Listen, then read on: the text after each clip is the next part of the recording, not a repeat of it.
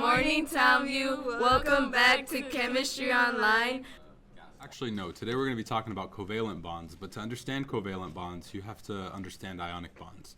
In an ionic bond, your cation, which is your positively charged thing, gives an electron to your anion, which is your negatively charged thing.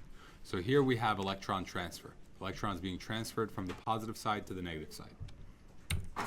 When we're talking about covalent, though, that's not what happens. What you do is you have two elements which each want to share an electron. In the case of hydrogen here, each one of these hydrogens wants to have two electrons. So what they do is they put them in the middle, and then each one of them gets to pretend like it's got two electrons. So that's what happens in a covalent bond. Let's go ahead and discuss. So covalent bonds, that's going to result from the sharing of electrons. So electrons are not transferred here, they're shared. And it says that it's made of molecules. We'll discuss what that means on the next slide.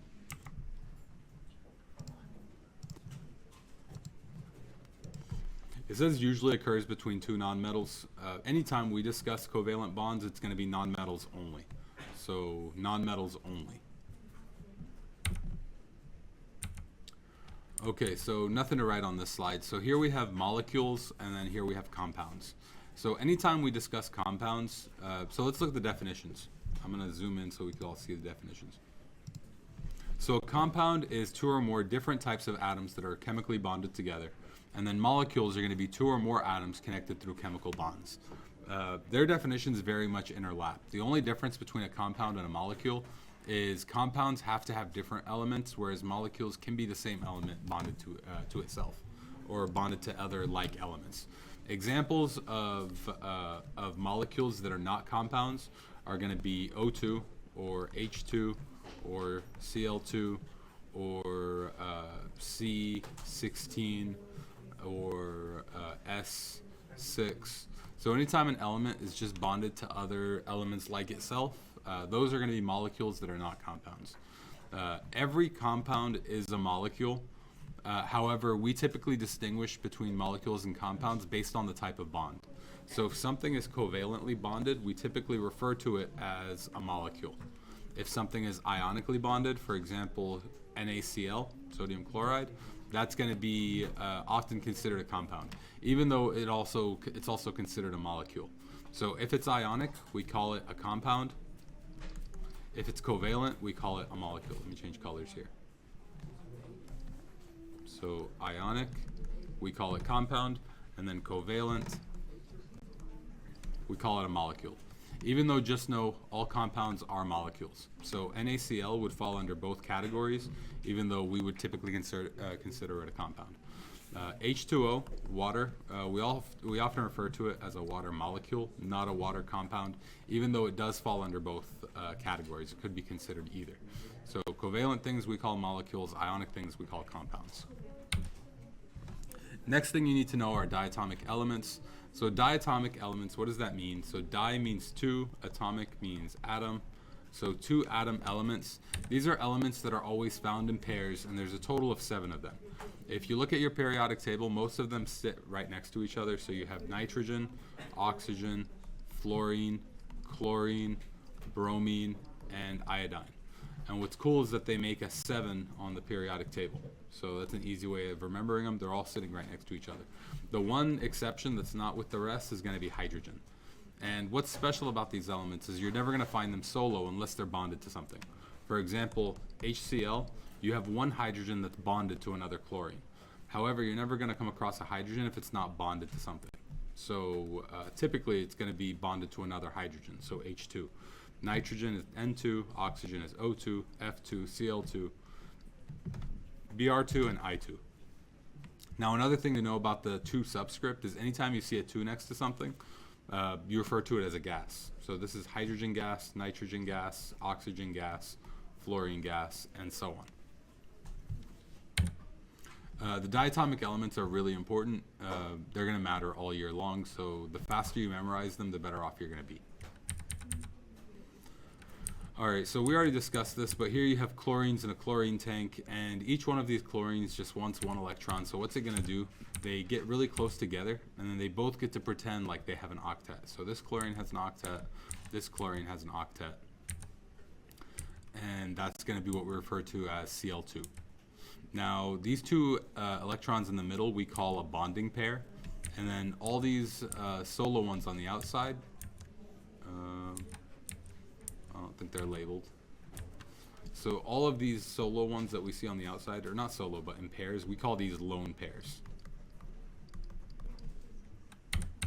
So in the case of oxygen, it wants 2 electrons, so these electrons are going to get closer together. And there you go. So here we have our double bond, and this oxygen gets to pretend it's got an octet, this oxygen pretends it's on an octet, and everybody's happy. We're not going to discuss polarity today. We'll save that for later. We're going to jump straight into naming covalent compounds. So when we're naming covalent compounds, the rules are very similar as they were for ionic compounds. So to name a covalent compound, you first name the first element, and then you name the second element, changing its ending to IDE. So basically everything we were doing before. The one difference is when you're dealing with a covalent compound, you're going to add prefixes. Now, what are prefixes?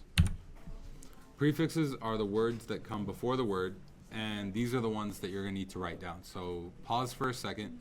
I want you to write down all of the prefixes. So most of these you know. So mono, di, tri. Tetra is one students miss all the time. You all know penta. You all know hexa. Hepta is another one you guys miss all the time. You know octa. Nona is one you miss all the time. And then you all know deca. So just know the ones I circled are the ones that are most commonly tested because those are the ones students miss the most. Another thing you'll need to know is that mono is omitted from the first element, which means no element is going to start with mono. Here we have 1 carbon, 1 oxygen. We do not call this monocarbon monoxide. This just becomes carbon monoxide. So mono can only be used on the second element and never gets used on the first element. That's another exception that you guys need to know. And mono is heavily tested for that particular reason. Another thing is because this element starts with O and our prefix ends in O, we can get rid of one of these O's. So this becomes carbon monoxide, not monooxide. The next one is going to be carbon dioxide. Next one is phosphorus trichloride. And then carbon tetrachloride. And then here we have dinitrogen monoxide. All right, let's keep going. All right, so here we have diphosphorus. I don't want to write all this. Here we have diphosphorus pentaoxide. Here we have carbon tetrachloride, disulfur trioxide, nitrogen dioxide, and then carbon monoxide. When we're going from name to formula, it's even easier. So here it says dinitrogen, which means you have N2, and then dioxide, that's O2. Here we have diphosphorus, so P2, and then heptaoxide, that's going to be O7. One other thing to keep in mind with covalent compounds is we never reduce their subscripts.